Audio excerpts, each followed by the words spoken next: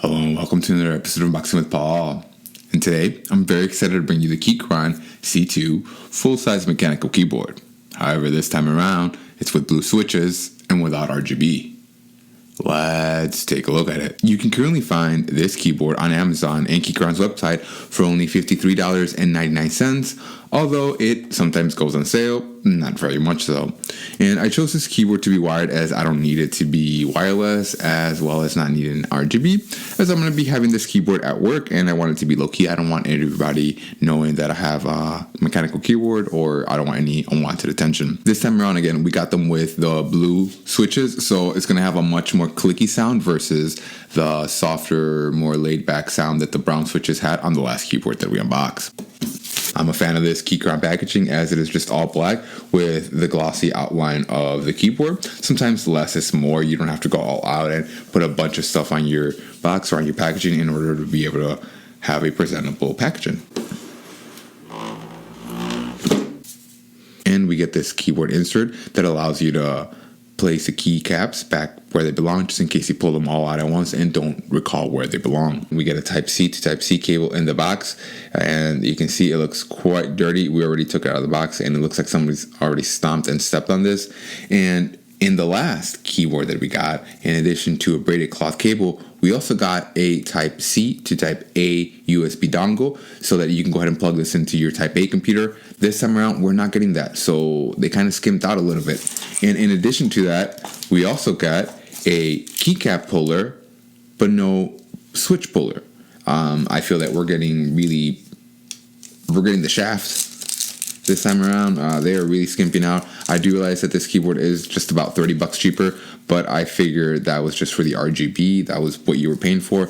I did not think that they were going to skimp out on the accessories, as the accessories was what kind of made the keyboard. A switch puller was not provided because this is not a hot stop of a keyboard, so there's no need for you to really have a switch puller. However, it would have been just nice for them to throw it in there. It would have probably cost them 99 cents, and it would have meant a lot more to me and you, the consumer, I'm sure. We do have additional keycaps just in case you wanted to use them for your Mac or your Windows. We have the additional keycaps as well as a different colored escape key, just so that you could just vary it. You can have the one that's on there, or you can go ahead and put on the one that is retro colored and retro inspired to fit in with the rest of the keyboard. And here is the Keychron C1 full-size mechanical keyboard in all its glory. It is just a beautiful, beautiful retro inspired color. This looks like it was pulled straight out of your 7th grade computer lab. It does not look out of place in an office. That's what I like best about it, because this will be used at work. This looks like any old keyboard from 20, 30 years ago, and that's what I like best about it. If we look over at the rear of it, we can see that we have not only our Type-C port, but we also have our switch to switch between Mac and Windows mode.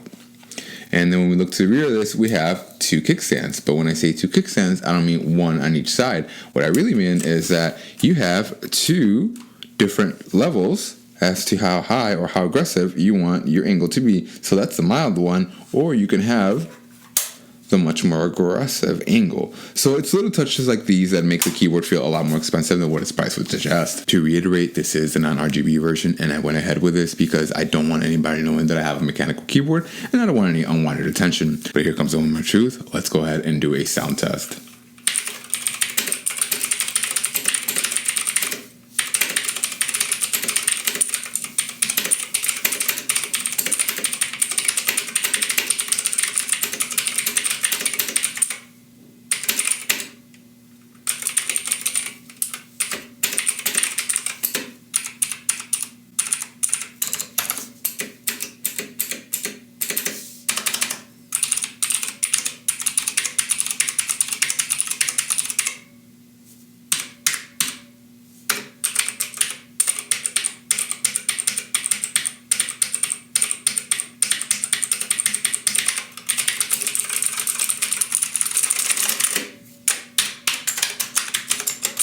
Yep, I could do this all flippantly, holy cow. Upon removing one of the keycaps, I have found some very vital information. And it turns out that this time around, Keychron did not use Gateron blues. They went ahead with their own in-house Keychron blue switches.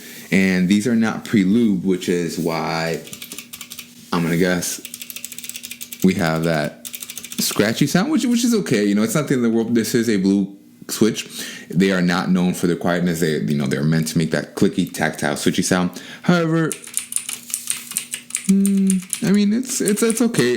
Perhaps the switches could be lubed and the raspiness and scratchiness could go down. But again, it's a blue keyboard. It's a blue switch. If we were going for quietness, we would have gone with reds or we would have gone with browns.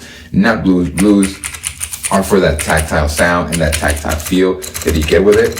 And it's just so satisfying. Go ahead and leave in the comments. What are your thoughts on this? Would you go ahead and pick up one of these keyboards just because they're solo key? And again, in my opinion, I love this. I love how subdued, how underwhelming, how just not extraordinary it is. And this is completely a wallflower and it is not calling attention. And I'm a huge fan of that. Again, let me know in the comments, what do you think of this keyboard? Would you grab something like this? Would you skip out on it? Do you want a full RGB setup? And if you do, that's okay. And as always, thanks for watching.